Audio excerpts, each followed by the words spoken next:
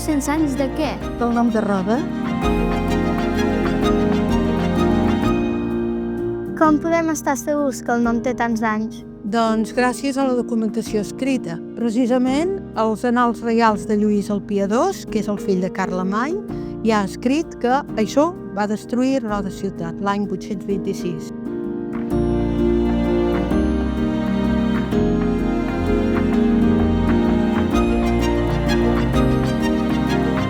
Podria ser més antic aquest nom? Podria ser molt més antic aquest nom. Del segle VI, després de Crist, o sigui de l'any 500 i escaig, que és quan van arribar els visigots aquí, a casa nostra.